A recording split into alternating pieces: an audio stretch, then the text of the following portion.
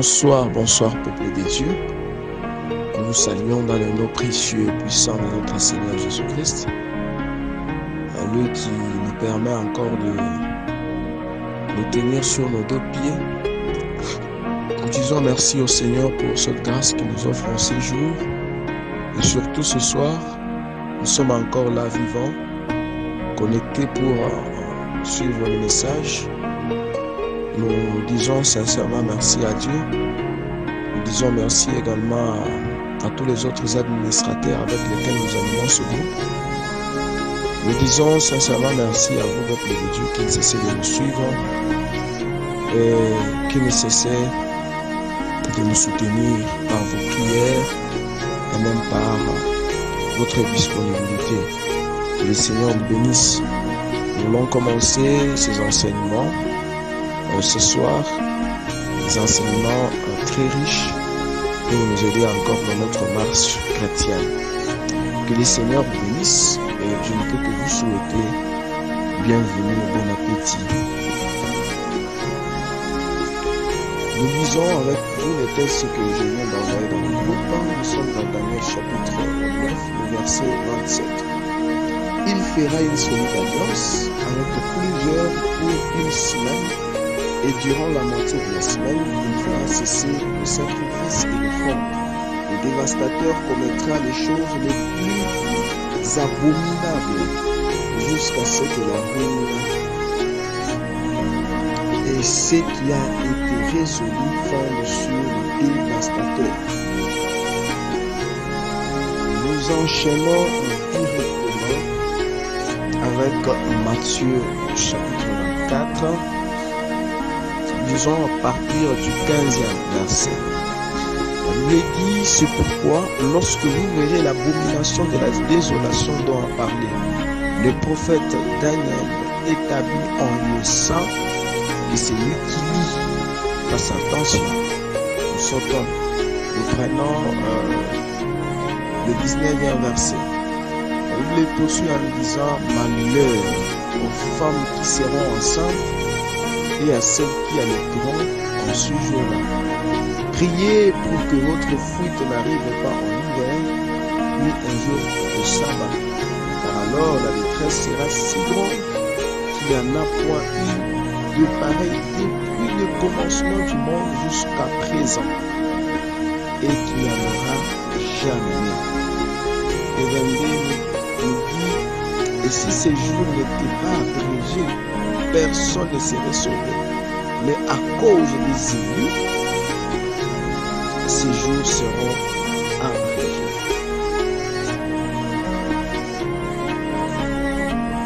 Voilà, bien aimé, ce sont ces textes qui vont nous servir de fil conducteur tout au long de notre message. Mais nous allons aussi ajouter d'autres textes au fil du temps. Je voudrais directement définir ce qu'est la grande tribulation. La Bible nous parle de la grande tribulation. Nous entendons souvent ces mots. C'est quoi exactement la grande tribulation?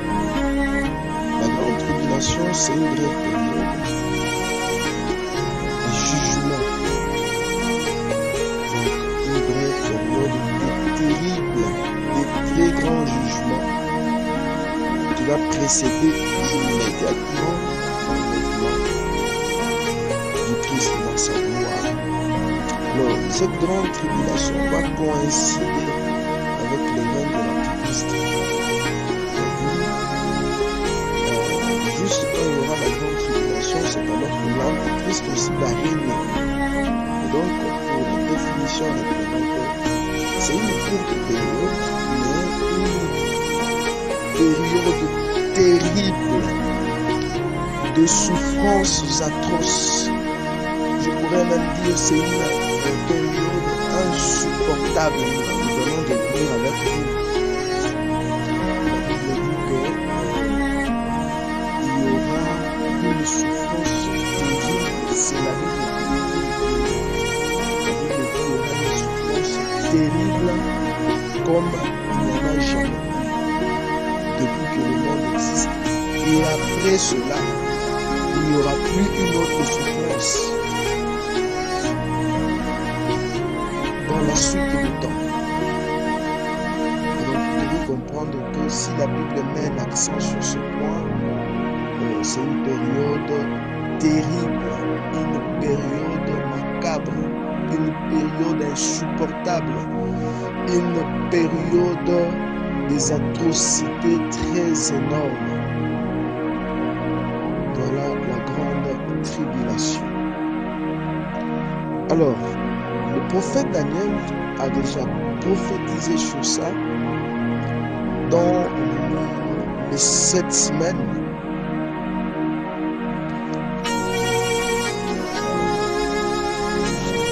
Alors, après avoir défini la grande tribulation comme étant cette courte période, parce que je dis que c'est une courte période, c'est par rapport à la Bible, c'est une période de 3 ans et demi.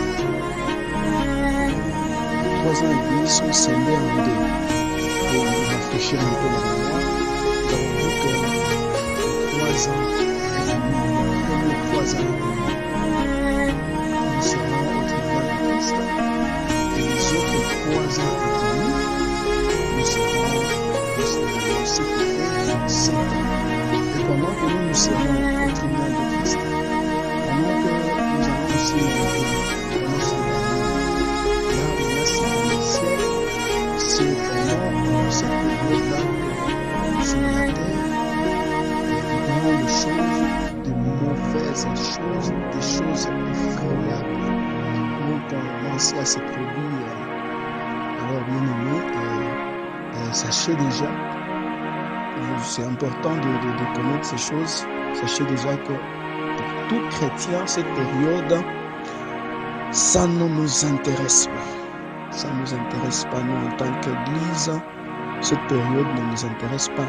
Au moins pour ceux-là qui vont faire naufrage dans la foi. Parce que nous allons lire avec vous dans l'Apocalypse, chapitre 7. Il nous est mentionné quelque chose de nécessaire là-bas. Et donc, pour votre information, nous ne sommes pas concernés, mais ceux-là qui vont faire naufrage dans la foi, les autres aussi qui vont croire pendant cette période, parce que nécessairement, il y a ceux qui vont croire pendant que nous serons enlevés, pendant que nous serons dans les airs et sur terre. Il y a ceux qui vont continuer à croire au Seigneur Jésus-Christ. Maintenant, ceux-là vont passer aussi par la grande tribulation. Et donc, nous avons encore cette chance. Nous avons cette occasion de donner notre vie au Seigneur et de croire en notre Dieu aujourd'hui, de croire dans le Seigneur Jésus-Christ pour être épargné de ces dangers. Et je voudrais aussi signaler ici que nous ne croyons pas pour seulement être épargnés du danger, mais nous croyons parce que nous aimons Dieu. Nous croyons Dieu parce que nous croyons en Dieu parce que il nous a fait un cadeau. Dans Jean 3,16, il nous a dit, car Dieu a tant aimé le monde, il a donné son Fils unique, afin que quiconque croit ne périsse point, mais qu'il ait la vie éternelle. Et donc, il a de quoi croire en Dieu, pas par peur que personne ne nous dise, nous croyons en Jésus-Christ parce que nous avons peur de mourir. Nous avons peur de souffrir parce que nous mourrons. Déjà, nous mourons. Nous avons nos frères et nos sœurs qui ne sont plus nous-mêmes. Nous mourrons demain ou après-demain. Et souffrir, nous souffrons jusqu'aujourd'hui. Nous passons par de temps difficiles, par la tribulation. Nous passons par ces choses. Mais nous croyons parce que nous aimons Dieu, parce que nous croyons, nous plaçons notre confiance en lui. Voilà l'importance de croire, de notre raison de placer confiance en Dieu. Donc, bien aimé, nous devons continuer, si nous sommes déjà croyants, à marcher, à tenir ferme à notre foi et aussi annoncer aux autres le salut par Jésus-Christ et en Jésus-Christ.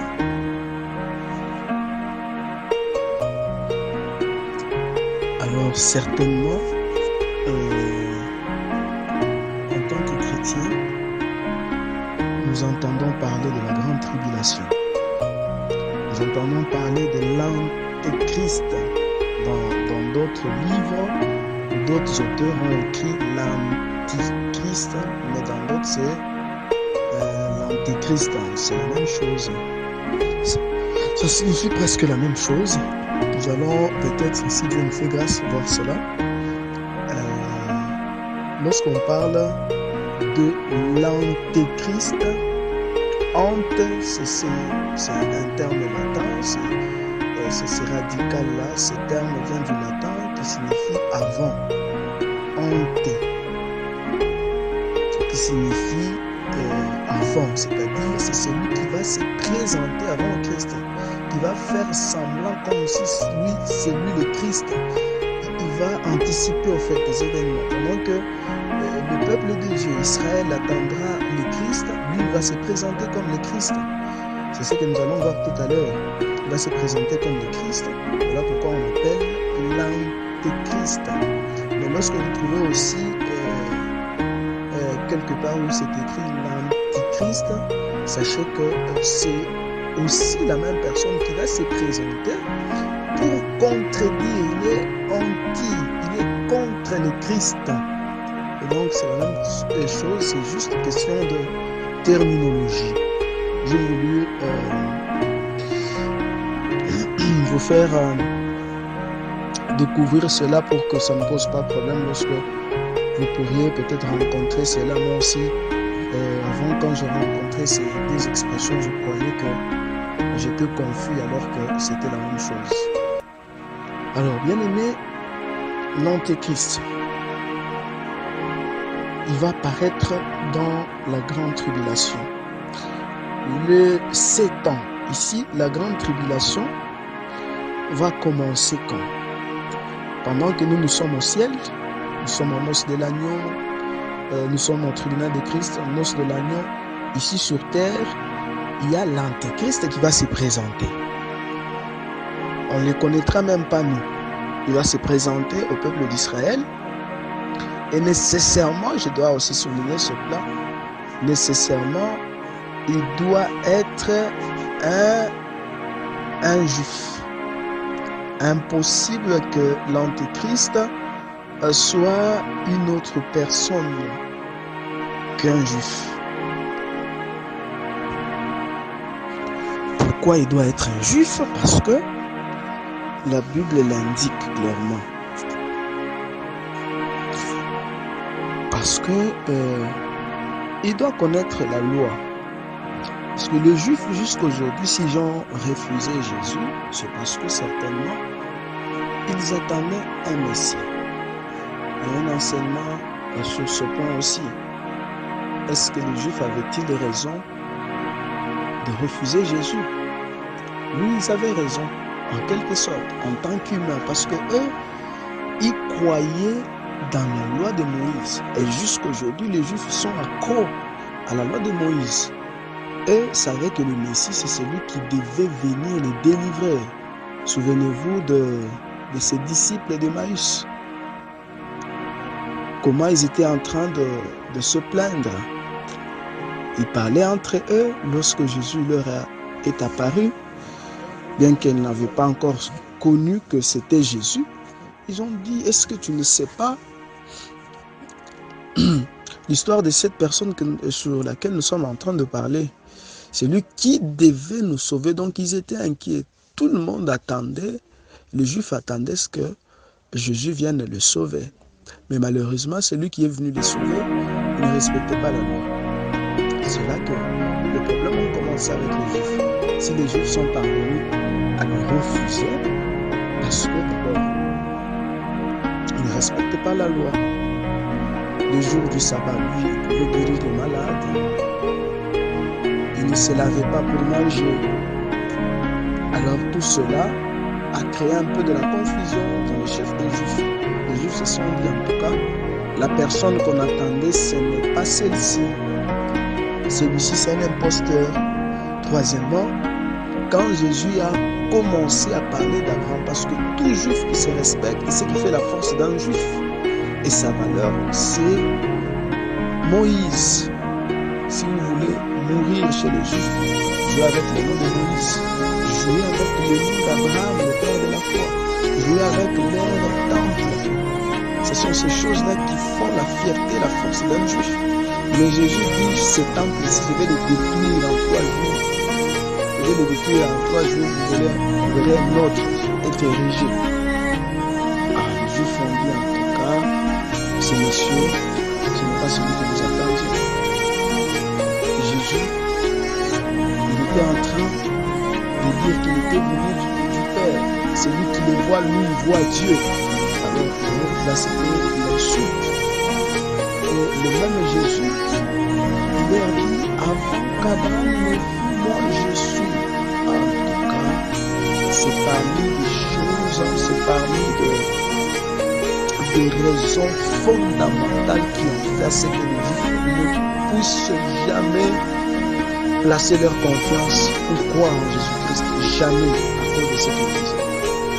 Alors, comment expliquer que ces mêmes personnes qui avaient refusé Jésus parce qu'ils n'appliquaient pas la loi, ils acceptaient quelqu'un qui venait d'ailleurs. Donc, l'Antéchrist sera nécessairement un juif. Il sera un juif, ce n'est pas le pape. Le pape n'est pas l'Antéchrist, comme les gens le disent. L'Antéchrist doit être un juif qui connaît d'abord la loi juive. Et quand ils verront cet Antéchrist se présenter, respectant la loi, faisant ce qui leur plaît, au début de ces 3 ans et demi, ils vont l'aimer. C'est cela que nous avons lu. Il va s'installer. Le prophète Daniel a dit, lorsque vous verrez l'abomination de la désolation,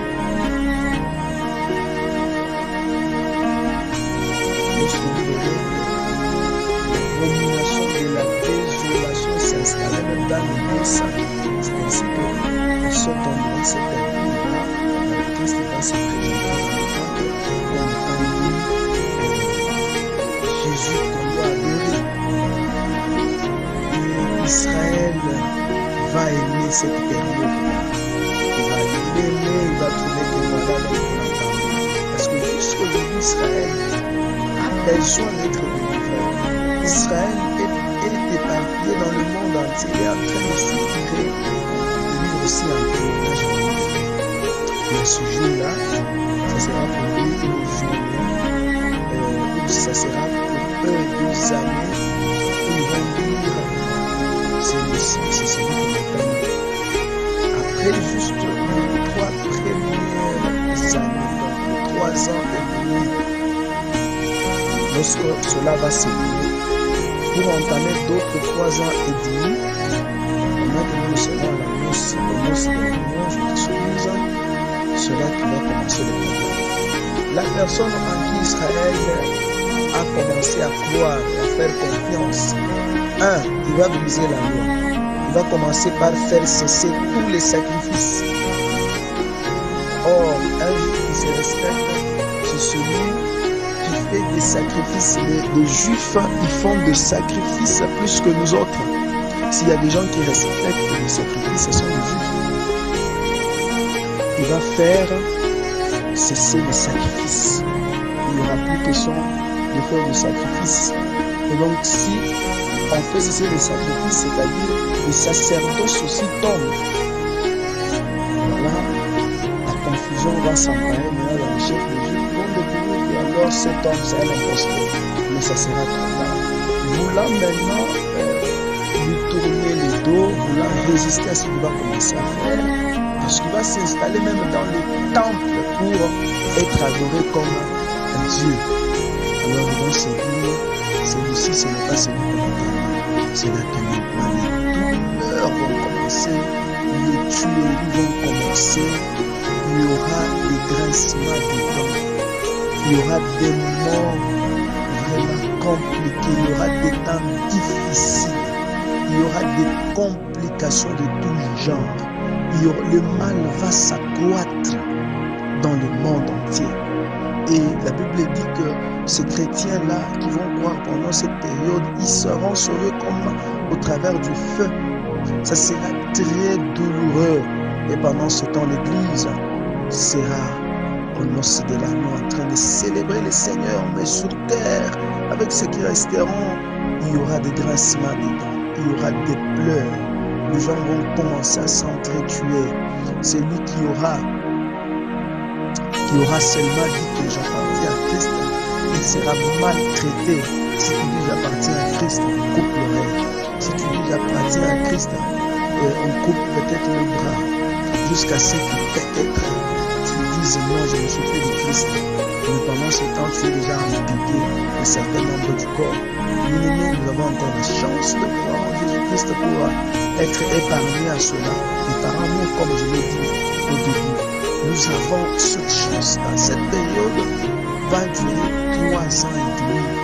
Mais bien aimé, imaginez les tueries que nous avons vécues ici à Lubumbashi, le banditisme, ça n'a pas fait 3 ans. Je crois que ça fait peut-être 1 année. Il y a eu des cambriolages en des gens. Vous voyez comment nous étions déjà dans la panique. Mais ce jour-là, ça sera les tueries. Vous voyez à l'œil, mais ça ne sera pas la nuit. C'est le jour où on est en train de tuer les gens. On est en train peut-être même d'incinérer certains. On est en train de faire du mal. On tue ton enfant, on tue ton père sous tes yeux. On tue jusqu'à tel point que vous étiez en train de pleurer. Vous n'aurez plus peut-être la force de pleurer. Alors bien aimé, je voudrais lire ici pour que vous compreniez ce que la Bible est en train de dire au sujet de ce que sera la grande tribulation. C'est un châtiment, c'est un jugement. Ce sont des souffrances atroces qui auront lieu pendant cette période. Dans l'Apocalypse, chapitre 6, la Bible dit, nous commençons à partir, vous pouvez commencer par lire tout le chapitre, mais moi je prends le verset 4. La Bible dit, et il sortit un autre cheval roux, celui qui le montait reçut le pouvoir d'enlever la paix de la terre. Donc la paix sera enlevée sur la terre afin que les hommes s'égorgeassent. Les hommes vont commencer à s'égorger, c'est la Bible, les uns les autres, et une grande épée lui fit donner. Quand il ouvrit le 3e sceau, j'entendis le 3e être vivant qui disait, viens. Je regardai, et voici parut un cheval noir. Celui qui le montait tenait une balance dans sa main. Et donc le verset 4 qui nous intéresse ici dit que les gens vont commencer à s'égorger du Chinja Bank pendant ce temps-là. Imaginez-vous ce que sera cette période-là. Imaginez-vous les temps Itakuya. Kuchinja muntu deja kakilonda kaloko kakubwembe ata kusalon kama na kukata ata katendezi vile kanamaka ou bien tule banatumikaka kukichwa. Ça fait mal. Que dire ya kuchinjana? Vous voyez? Donc pendant ce temps-là, kama wewe banachinja ndugu yako, est-ce que tu vas te taire? Tu vas chercher aussi peut-être à te venger. C'est ce qu'il y aura ce temps-là.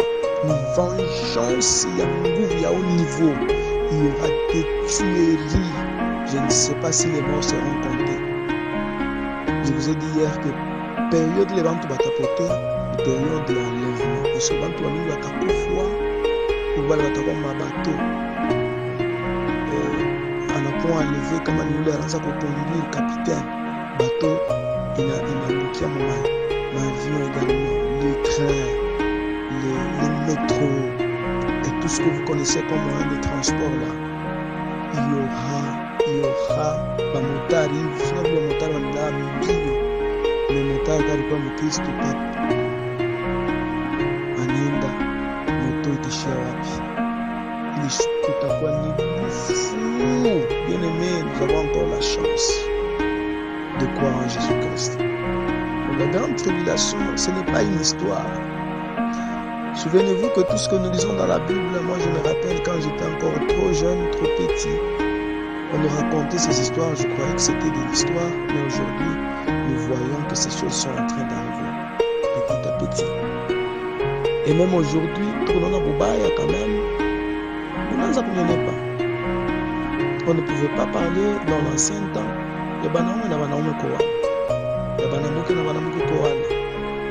Mais aujourd'hui, et nous trouvons ça normal.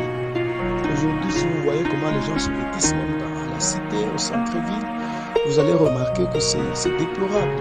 C'est déplorable. Si vous suivez aux informations à la télévision, vous allez comprendre qu'il n'y a rien de bonne nouvelle dans ce monde. Tout ce qui s'est fait prouve exactement que nous sommes au côté à monde. C'est pire qu'à l'époque de Sodome et Gomorrhe. C'est plus pire qu'à l'époque de Noé. Il y a des gens qui disent même dans les véhicules que ils ont oublié que la Bible nous montre déjà que il n'a sauvé qu'une seule famille. Et donc, il est punition. Il a l'air ma punition. Mais pendant cette période-là, il y a même un ange spécial qui sera envoyé pour ça. Donc, bien aimés, appliquons-nous qui sommes déjà sauvés, appliquons la parole de Dieu à la lettre. Supplions le Seigneur de nous aider encore à tenir ferme dans cette marche afin que nous puissions aller de l'avant. Grande tribulation, quoi.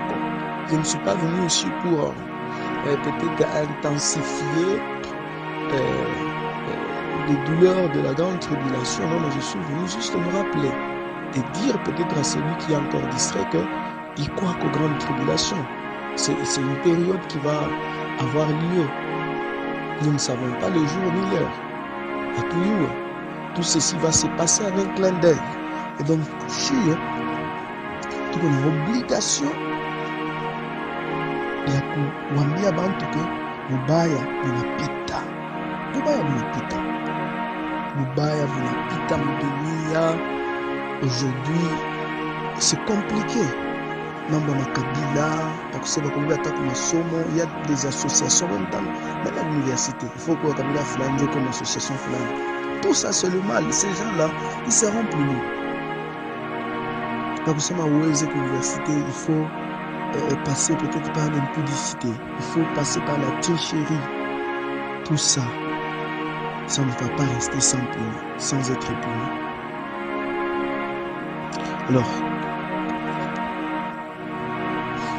Alors bien aimé, je voudrais lire ici pour que vous compreniez ce que la Bible est en train de dire au sujet de ce que sera la grande tribulation.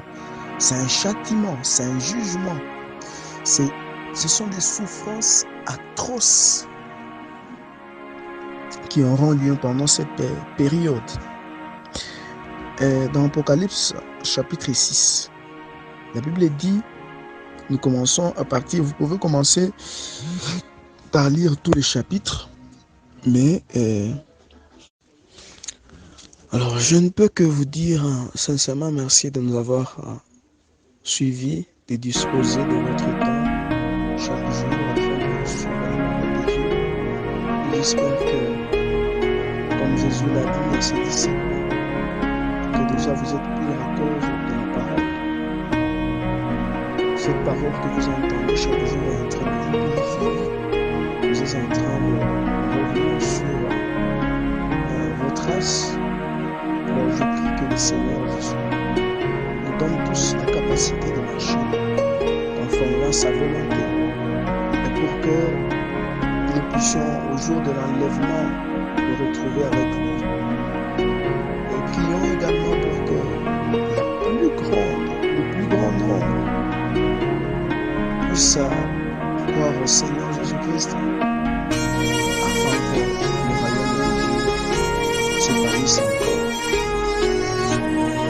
Nous voulons être de ces gens, de ces pasteurs, de ces serviteurs, de ces prophètes. Tout ce que nous portons comme titre, comme nom, comme attribution, c'est pour justement amener le peuple de Dieu à la repentance et à reconnaître la justice en dehors de ça, il y a rien de Jésus nous l'a dit à ses disciples. Amen. Faites de toutes les missions de disciples. Voilà la plus grande mission mission que nous avons reçue, Seigneur. Qui que vous soyez, je suis venu vous rappeler que c'est la mission que nous avons reçue, Seigneur.